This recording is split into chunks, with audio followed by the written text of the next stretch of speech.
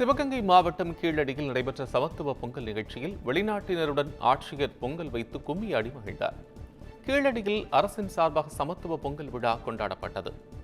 இதில் ஆட்சியர் ஆஷா அஜித், மானாமதுரை சட்டமன்ற உறுப்பினர் தமிழரசி ரவிக்குமார், அரசு அதிகாரிகள் மற்றும் பொதுமக்களுடன் வெளிநாட்டினரும் கலந்து கொண்டனர்.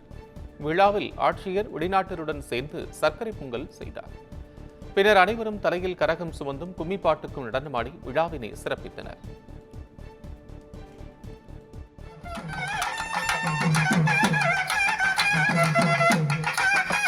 Oh yes, it's good. It's sugar.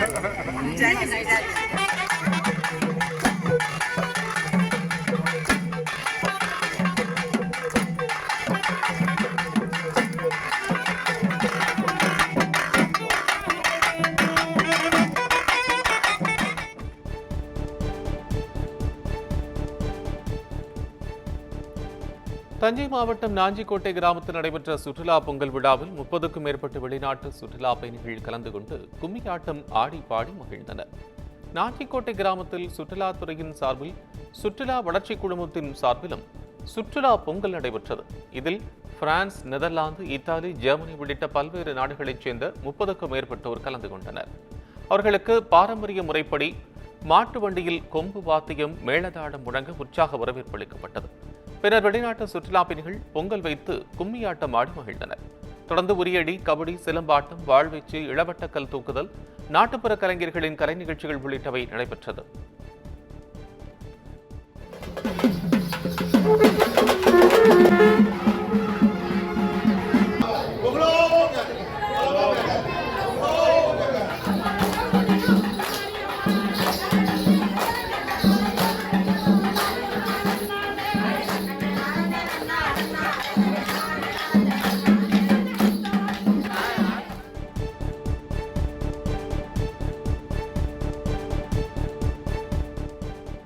நெல்லை மாவட்டம் வள்ளியூரில் உள்ள தனியார் நர்சிங் கல்லூரியில் நடைபெற்ற சமத்துவ பொங்கல் விழாவில் மாணவிகள் இளவட்டக்கல்லை தூக்கி அசத்தினர். முன்னதாக சமத்துவ பொங்கல் நிகழ்ச்சியில் ஏராளமான கல்லூரி மாணவர்கள் கலந்து கொண்டு சர்க்கரை பொங்கலிட்டு உற்சாகமாக கொண்டாடி மகிழ்ந்தனர். தொடர்ந்து சிலம்பாட்டம் மற்றும் பல்வேறு பாரம்பரியமிக்க தமிழர்களின் தொன்மையான விளையாட்டுகளில் மாணவிகள் பங்கு பெற்று பரிசுகளை அள்ளிச் சென்றனர்.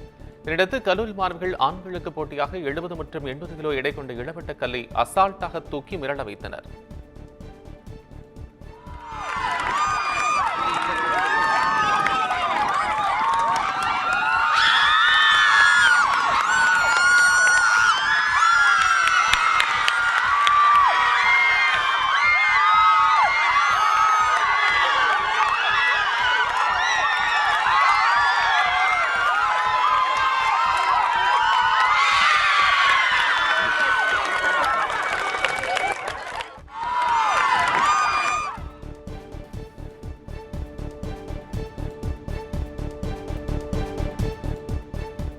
உலக பிரசித்தி பெற்ற திருவண்ணாமலை அருள்மிகு அண்ணாமலையார் கோயிலில் நடிகர் ரஜினிகாந்தின் மகள் ஐஸ்வர்யா சாமி தரிசனம் செய்தார்.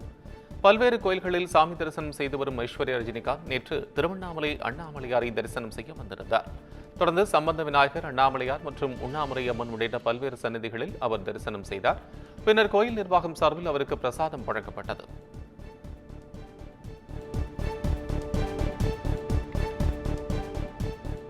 கரூர் மாநகர பகுதியில் பொங்கல் பண்டிகை முட்டி கரும்பு விற்பனை செய்யப்பட்டு வரும் நிலையில் விற்பனை மந்தமாக இருப்பதாக வியாபாரிகள் வேதனை தெரிவித்தனர். தமிழர்களின் பாரம்பரிய விழாவான பொங்கல் பண்டிகை நாடு முழுவதும் இன்று கொண்டாடப்பட்டு வருகிறது. இந்த நிலையில் கரூர் மாநகராட்சிக்குட்பட்ட பல்வேறு பகுதிகளில் உள்ளூர் மற்றும் அண்டை மாவட்டங்களிலிருந்து ஏராளமான வியாபாரிகள் கரும்புகளை விற்பனைக்காக கொண்டு வந்திருந்தனர். கரூர் மாநகராட்சி அலுவலகம் எதிரே கரும்பு விற்பனை மந்தமாக நடைபெற்று வருவதாக விற்பனையாளர்கள் வேதனை தெரிவிக்கின்றனர்.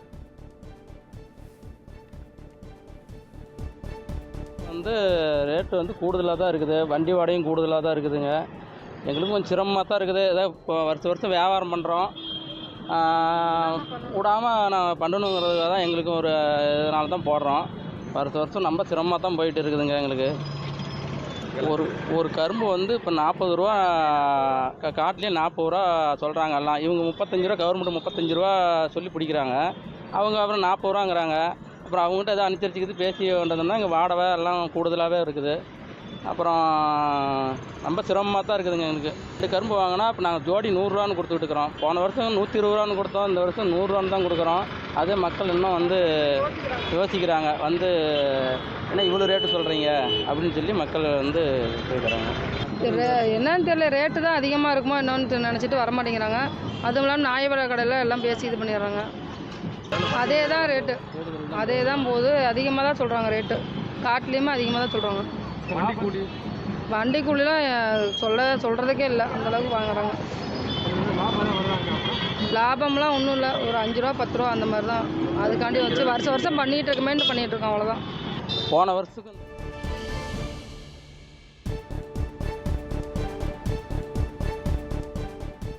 பொங்கலூர் விடுமுறையை ஒட்டி வேலூர் மாவட்டம் அறுதி பூங்கா இன்று செயல்படும் என வனத்துறை அறிவித்துள்ளது. வேலூர் மற்றும் திருவண்ணாமலை மாவட்ட எல்லையில் உள்ள அமிர்தி சிறுமிருக காட்சி சாலை வேலூரில் உள்ள முக்கிய சுற்றுலா தலங்களில் ஒன்றாக செயல்படுகிறது. விடுமுறை நாட்களில் வேலூர், திருப்பத்தூர், ராணிப்பேட்டை, திருவண்ணாமலை ஆகிய மாவட்ட மக்கள் இங்கு குடும்பங்களோடு வந்து பொழுதுபோக்கி மகிழ்வர். வாரந்தோறும் செவ்வாய்க்கிழமை விடுமுறை அளிக்கப்பட்டு வரும் நிலையில் பொங்கல் பண்டிகை விடுமுறை நாளான இன்று பொதுமக்கள் பயன்பெறும் வகையில் அமிர்தி பூங்கா செயல்படும் என்று வனத்துறை அறிவித்துள்ளது.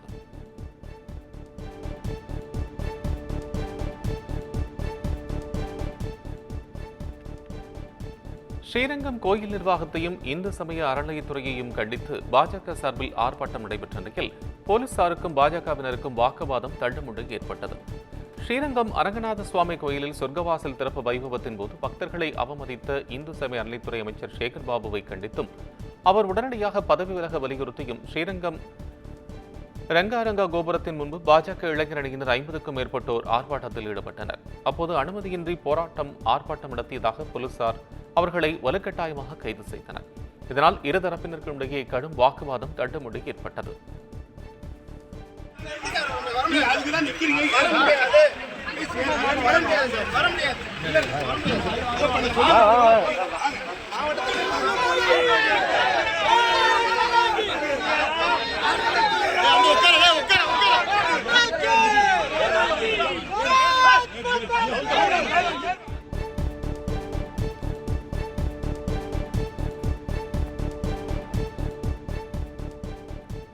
நீலகிரி மாவட்டம் கோத்தகிரியில் அரசால் தடை செய்யப்பட்ட போதை வஸ்துகள் மற்றும் கேரள லாட்டரி சீட்டுகள் பறிமுதல் செய்யப்பட்ட நிலையில் இது தொடர்பாக போலீசார் ஒருவரை கைது செய்து விசாரணை நடத்தி வருகின்றனர்.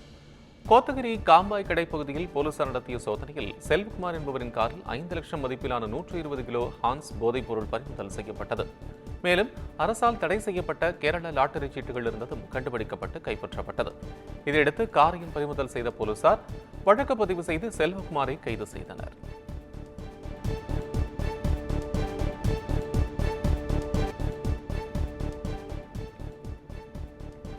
சென்னை அடுத்த ஆவடி அருகே பெண் விவசாயி ஒருவர் தனது நிலத்தில் விளைந்த அரிசியை ஏழை எளிய மக்களுக்கு வழங்கி பொங்கல் விழாவை கொண்டாடியுள்ளார்.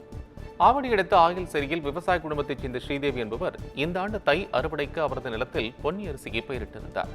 பொங்கல் திருநாளை ஒட்டி தான் பயிரிட்ட அரிசியை ஏழை எளிய மக்களுக்கு வழங்க வேண்டும் என்று எண்ணியவர் நெற்கதிர்களை அறுவடை செய்து அதனை அரிசியாக மாற்றி அப்பகுதியைச் சேர்ந்த சுமார் 500 பேருக்கு தலா 5 கிலோ அரிசியை வழங்கினார். மேலும் வேட்டி, சேலை, கரும்பு, மஞ்சள் உள்ளிட்ட பொருட்களையும் பொதுமக்களுக்கு வழங்கி குடும்பத்தினருடன் பொங்கலை கொண்டாடியது அப்பகுதியினரிடையே நிகழ்ச்சியை ஏற்படுத்தியது.